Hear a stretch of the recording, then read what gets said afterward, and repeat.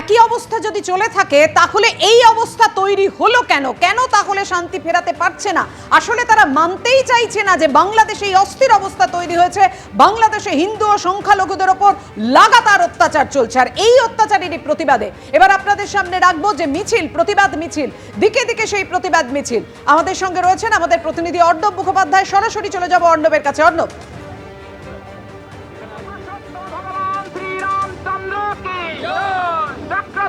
ভগবান শ্রীকৃষ্ণ কি, দুর্গা মাই কি, কালী মাই কি। আজকের এই সনাতনী জাগরণ ঐক্যমঞ্চের এবং তারা এখান থেকে যাবেন হচ্ছে করুণাময়ী অবধি। এখানে রয়েছেন অম্বিকানন্দ মহারাজ, তার সঙ্গে কথা বলবো। কি বলবেন? দেখা যাচ্ছে ইসকনকে ফের তোমার টার্গেট করা হচ্ছে বাংলাদেশে, কি বলবেন? দেখুন, বাংলাদেশে মৌলবাদীরা ওখানে কোনো সংখ্যালঘু ধর্মীয়ভাবে যারা ওখানে রয়েছেন, হিন্দু, খ্রিস্টান, বৌদ্ধ, জৈন, শিখ, পার্সি, কোনো অমুসলমান, কোনো ধর্মাবলম্বী কোনো মানুষকেই ওখানে থাকতে দেবেন না।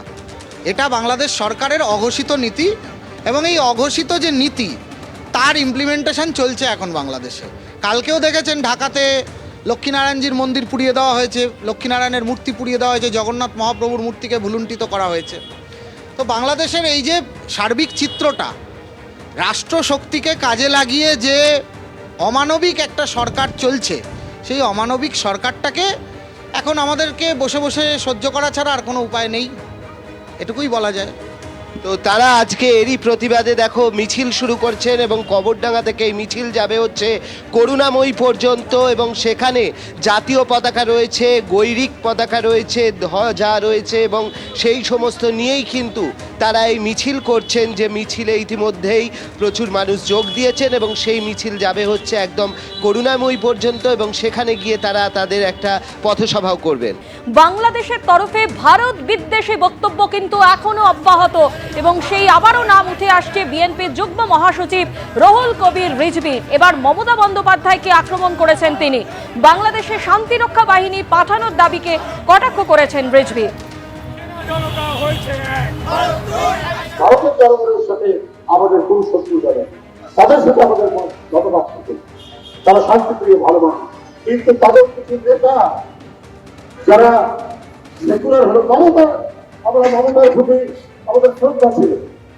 মমতা বন্দ্যোপাধ্যায় উনি বোধহয় কি বলে যে সেকুলার, উনি ধর্মনিরপেক্ষ, সেখানে প্রত্যেক ধর্মগোষ্ঠীর মানুষ তার কাছে আশ্রয় পায়।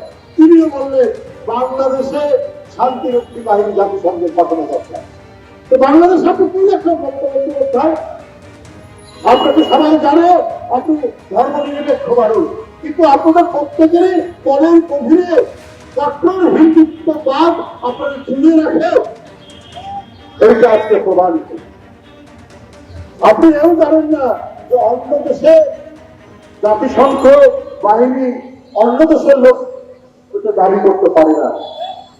এটা এমনকি ইন্ডিয়ার পার্লামেন্টে অনেক এমপিও কথা বলে, কিন্তু মনে করে আরে বাংলাদেশ আমার কি দেশ, আমরা যা বলবো তাই হবে, সেটা হবে না।